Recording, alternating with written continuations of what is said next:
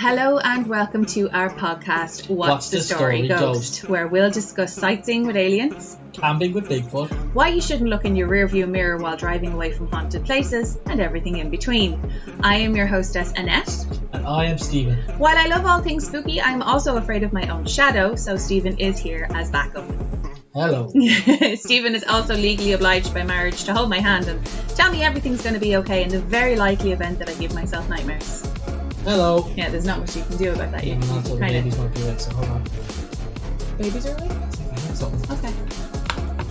Okay, false alarm. The babies are asleep? Yes. Brilliant, okay. So, as I said, I am Annette. I am Steven. He is Steven. We are married and we have 2 one-year-old twins. So, if you do hear some random screaming in the background, it is more than likely the babies. Our house is not haunted. Everything is fine. So as it is the first episode, it's just a quick short story today. While I was doing my research, I couldn't remember the origin of the so-called legend. And then I remembered that I was listening to an episode of True Crime Obsessed. They do true crime, and I realised that this was actually a crime. It wasn't a legend or lore. And then I remembered that I did while I was doing the research, I was reading up on Creepypasta. Sorry, what? Creepypasta. What's that? Is that like some celiac true crime affair? Have you never been on that side of the internet? There's a side. It's all over Reddit and stuff. It's like fake legends, fake folklore. They make up. I'll tell you while I'm reading the story. Have you never heard of it? No, that's you can't see his face. His face looks like not at all like someone who's in the know. So I'm going to read out the quick story anyway. You'll probably get a little bit. You'll know it when you hear it. You've heard the story before when we were listening to the podcast. Yeah, I heard the story. You'll know. But they weren't talking about strange pastas. It's not strange pasta. It's called Creepypasta. I'm not crazy. Okay, this is an actual thing. It's very popular, and it's probably not that popular because I didn't know about it. You don't. Why creepypasta? Why not scary spaghetti? I don't know. And I remember texting my brother. I didn't text him. I rang my brother and I could not remember for the life of me creepypasta. So I asked, I completely forgot about this. I was just like, yeah, you know about it. It was on Spooky Noodle. And he was like, I'm sorry, what? So yes, my version of creepypasta is going to be called Spooky Noodle. I've seen some Spooky Noodles, but we go on anyway. Okay, so the title of this story is A Wee Slender Story. So, deep within Wisconsin's Nicollet National Forest, in a mansion that stands alone, he lives. Well, maybe not lives, but it is said that this is where he dwells. He's a supernatural creature, appearing as normal as a human except he's 8 feet tall, has abnormally long arms, and can spring tendrils from his body said to be sharp as swords. He wears a jet black suit, he has no face, and he takes children. Now, I could tell you all sorts of stories about him. In fact, I could make one up right now, because Slenderman is fictional, created, not born. What makes a spooky story more terrifying is actually the lack of detail. When little is known of a creature or a legend's origin, it makes it that much harder for us to comprehend or make sense of it all. We like it when things make sense. But the origin of Slenderman is well known. It's not even, dare I say it, a tale as old as time, where it's had decades to form and mutate into something terrible. No, Slenderman's story is only 13 years old. I own genes older than that. Eric Whitson created Slenderman in June 2009 as a submission for an online contest. The website, Something Awful, called for participants to Photoshop images for a thread named Create Paranormal Images. Slenderman, in all his tall, creepy glory, was photoshopped into 2 seemingly innocent photos of children playing. From there, Slenderman was created. His story evolved and burned like acid into the minds of children who had maybe only just gotten over their fear of the boogeyman and monsters under the bed. It is crazy what our imaginations can do, how our minds can trick us, and our fear can make us do things normally considered inconceivable. I'm sure most of us can remember at least 1 or 2 memories from our preteen years. Days in school, laughing and joking, or being shoved into a locker. I've had both. I know it's not all laughs and giggles and gossip, and sometimes it's bullies and beatings, but that wasn't the case for Peyton Lautner, Morgan Geyser, and Anissa Weir. They were all friends. The girls had gone roller skating for Morgan's birthday and had a sleepover. by the typical way to celebrate your birthday when you're 12. That morning, the girls took a walk to David's Park, a wooded area near Waukesha, Wisconsin, and played a game of hide and seek. Roller skating, sleepovers, hide and seek. This sounds like a perfect day to a 12-year-old. But what Peyton didn't know was Morgan and Anessa had for months been secretly planning to kill her in an attempt to impress Slenderman, become his proxies, and live with him in his mansion.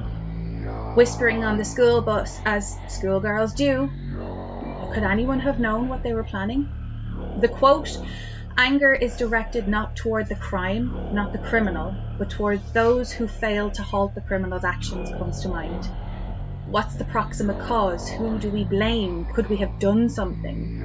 Now, maybe it's the new mother in me that's made me focus now on the fact that a child can consume content so rapidly in such varieties that we can miss it. The moment that everyone looks for or tries to remember after the fact, the moment that your child changed. Now, I don't need to go into detail about the crime itself, it's well known and documented, but just the mere fact that something fictional can penetrate a young mind like this, that alone is terrifying. So, just a note for our young horror, thriller, or all things spookies lovers.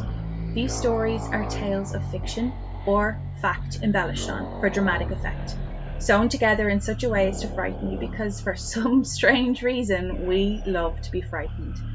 When scared, we are fully in the moment. We're not preoccupied with thoughts of yesterday or tomorrow. It's escapism. But let it be just that, a spooky story, one to pass on, not to act on. So tell the audience what you're laughing at there, Annette. It's not the fact that you have no face written. It's the fact that it has exclamation points instead of question marks. You're just like, no face. Just like, no face. He has like, okay, picture, oh, you're not a Harry Potter fan, but you know who Voldemort is. He's somebody in Harry Potter, I'm gathering. He's the evil guy. Oh. No, that's not going to work then. Okay, so the reason I said Voldemort is because Voldemort's features are very sunken. And he has no nose. With the fat face? He has no nose.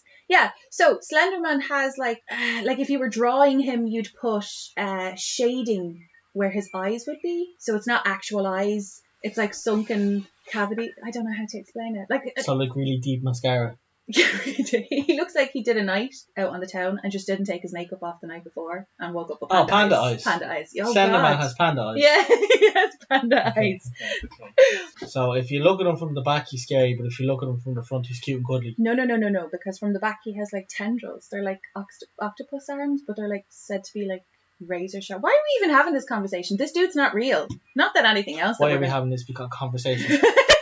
Because we're discussing it on a podcast. I know, but no. From the back, he's 8 foot tall, and he's got like overly long arms. Like, you know the way most people's arms go to what? Just their hips, I suppose. His would probably go down to his knees. He's gangly. He's awful. Like, I looked at the picture on the Creepypasta that you don't seem to be okay with. Also, you promised that you'd explain that in the story, and I got no explanation. No, I said that I would explain where the story came. Oh God, what did I say it was called? The website is called do. That's an interesting website. How do you spell that? Awkward. No, Something Awful is the name of the website. Okay. And they asked for people to Photoshop creepy pictures. So I saw the 2 pictures and it was like, you know, the typical, I don't know if it was 1980s or 1970s looking photos of kids in a park playing. And he was just Photoshopped into the background. Kind of like, you know, the creepy guy that shouldn't be at the park, but he is at the park. And if you didn't know that they were Photoshopped, they're actually terrifying. Like, they're really, really scary because it's such an innocent photo of kids playing. Now, there's been some YouTube videos that people have made and they're like, oh my God, I saw Slenderman, run. And again, if you didn't know this was fake, it will be terrifying. But it is fake. And it's very well known that it's fake, which is hilarious because when I started researching for it, I was like, who's that Slenderman fella again? So it's so easy for things to, I don't know, skip over into the, oh yes, that's definite, that's fact, that's real. And then people end up acting on it. Like, God love her, the girl was stabbed like 19 times, Stephen. And the only reason that girl even survived is because she managed to claw her way up a grass embankment, up onto a path, and a passerby on a bike, on a cycling bike, managed to see her. Bicycle. I couldn't remember the name, but you couldn't just let it go, no? Cycling bike is still a thing. But I've heard the 911 call, and it's petrifying. Imagine going for a cycle and then just coming across this 12-year-old who'd been stabbed. Like, how many times? 13? 19 times 19. she was stabbed. Arms, torso, and legs. Like, it's awful. All because these two young girls, one of them has, her dad, her family never told her that there was mental illness in the family. So she's sitting there with all these thoughts in her head that could have been not explained away, but they could have at least explained to her why she was having these thoughts, and they just decided not to. And being less stabby.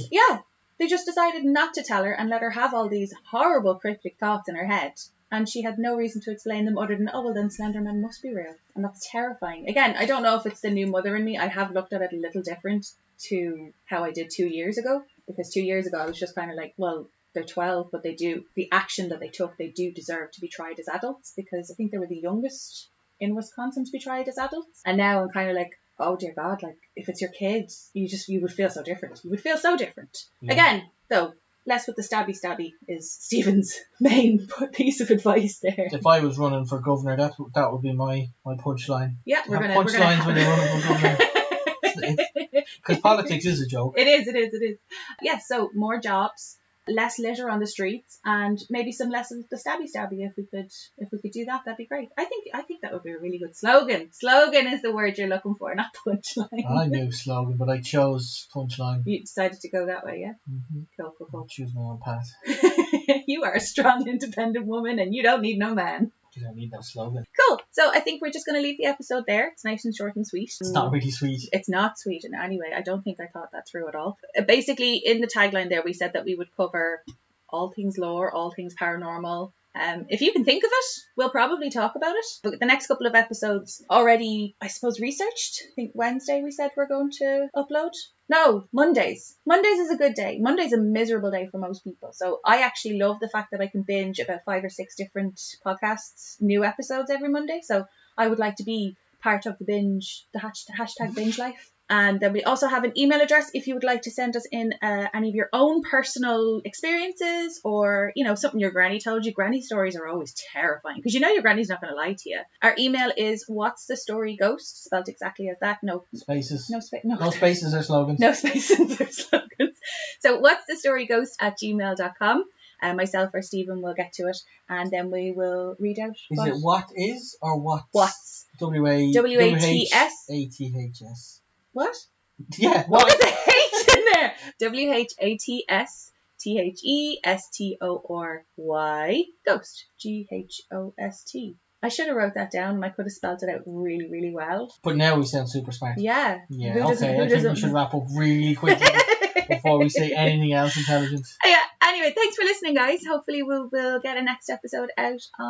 This will be out on Monday, and we will hope to have an episode out every Monday. Yeah? Yeah. Monday's a good day. Yeah. Well, Monday's a crap day, so it's definitely a good day for podcasts. I like Mondays. No, you don't. I do. Do you? So the start of the new week, you get the whole week ahead of you. Blank canvas. Look at you encouraging. Optimism. I'm optimising. All right, Optimus Prime. Stop recording this. Bye, guys. Bye.